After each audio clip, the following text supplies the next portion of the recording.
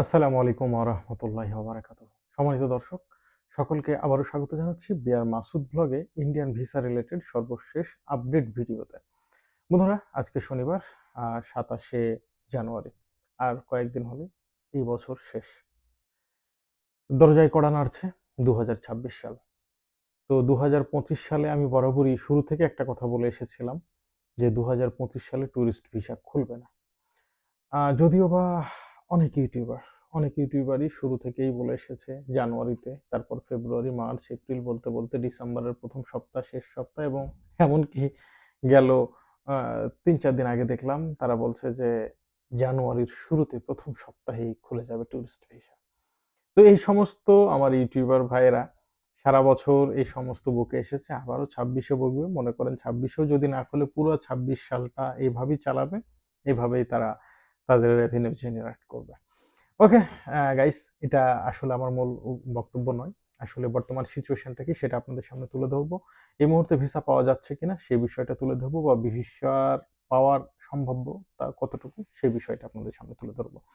তো একটা কথা হচ্ছে যে এই মুহূর্তে যে প্রবলেমটা সবচাইতে বেশি দেখা দিয়েছে বাংলাদেশে অবস্থিত ইন্ডিয়ান কূটনৈতিক মহলে বা ইন্ডিয়ান হাই কমিশনে হামলার একটা ঘটনা, বা সত্যি কথা বলতে হামলা হয়নি, হামলা হচ্ছিল বা একটা সম্ভাব্যতা দেখা দিয়েছিল।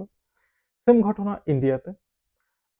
দেখা যাচ্ছে ২ দেশের অ্যাক্টিভিস্টরা ২ রকম করে তুলে ধরেছে এই ঘটনাটা।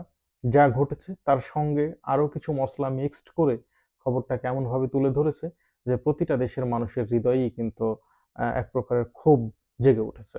সাপোজ কলকাতায় যদি বাংলাদেশি হাই কমিশন আক্রান্ত হয়, আমারও ভিতরটা খারাপ করবে, আমারও মনের ভিতর আগুন জ্বলে উঠবে, এটাই স্বাভাবিক।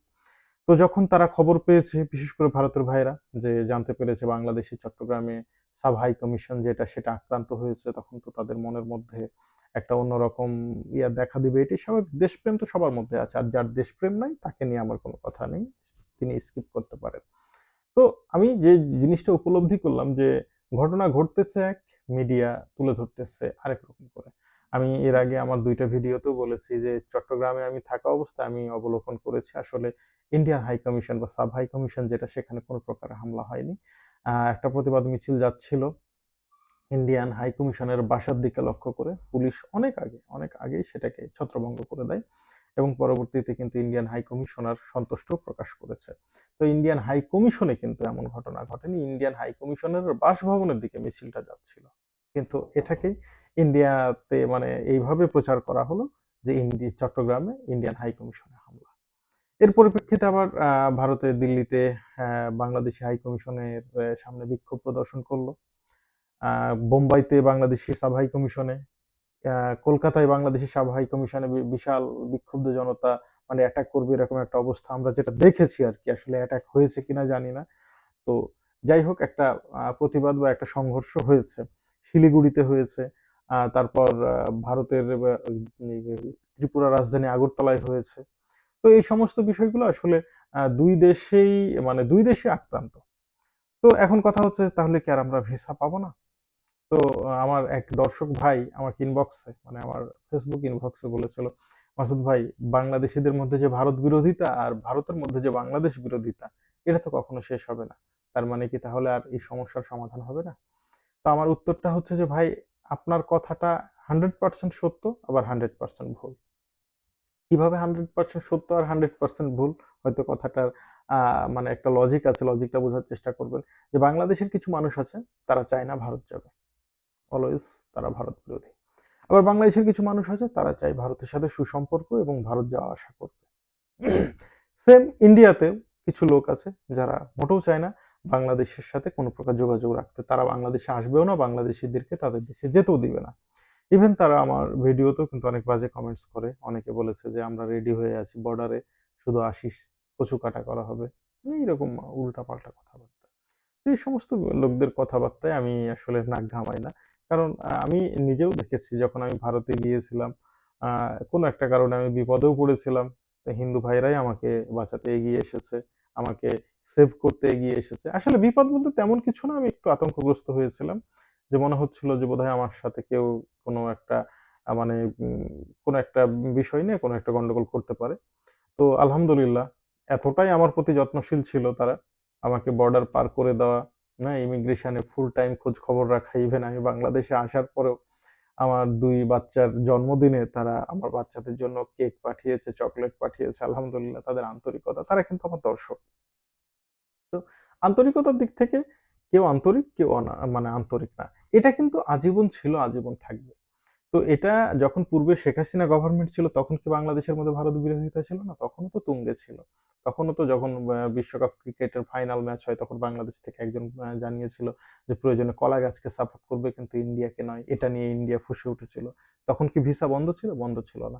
আসলে বিষয়টা এটা নয়। কূটনৈতিক পর্যায়ে যদি মানে একটা আন্ডারস্ট্যান্ডিং না হয়, অর্থাৎ আমরা তো সবাই জানি এটা তো সত্যি কথা যে ভারতের যেটা মূল মানে এজেন্ডা ছিল আওয়ামী লীগকে সরিয়ে কেন দেওয়া হলো?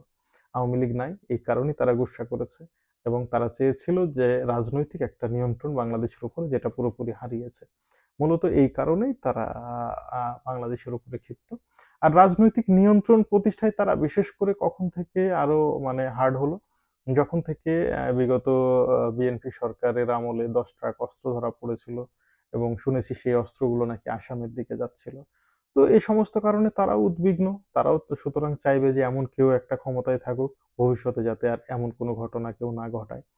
এগুলাই হচ্ছে মূল কথা। তো এই সমস্ত কারণে কিন্তু আসলে ভারতের ভিসা মানে এম কি বলবো মানে বন্ধ হয়ে গেছে বিষয়টা এমন নয়। তবে আ আগামীতে নির্বাচন না হওয়া পর্যন্ত স্বাভাবিক কোনো রেজাল্ট পাওয়া যাবে না। আর স্লট চট্টগ্রামের জন্য তো একেবারেই বন্ধ। অন্যান্য জায়গাতে ২-১ টা নাম কাওয়াস্তে চালু থাকলেও পাচ্ছে কিনা আমি জানি না। আমার জানা মতে লাস্ট কয়েকদিনে কোনো স্লটই পাওয়া যায় নাই। তারপরেও যদি আপনারা পেয়ে থাকেন কমেন্টস করে অবশ্যই জানাবেন। আপাতত কিন্তু ভিসার কোনো স্লট দেওয়া হচ্ছে না এবং ইমিগ্রেশনে প্রচুর পরিমাণে ব্যাক পাঠানো হচ্ছে। মানে বাংলাদেশী হলে মানে ইমিগ্রেশন বিশেষ করে আপনি যদি বাই এয়ারেও যান, সেখান থেকেও কলকাতা দমদম এয়ারপোর্ট থেকেও কিন্তু অনেককে ব্যাক পাঠানো হচ্ছে। রিসেন্টলি একজনকে ব্যাক পাঠালো মানে আজকে যখন আমি ভিডিওটা রেকর্ড করছি একটু আগে একজন আমাকে হোয়াটসঅ্যাপে নক দিয়েছিল এবং সেই ব্যক্তিটা আমাকে জানাইলো যে তিনি কিন্তু রুগী। প্রায় ৪-৫ বছর যাবতই নাকি তিনি যাওয়া আসা করেন।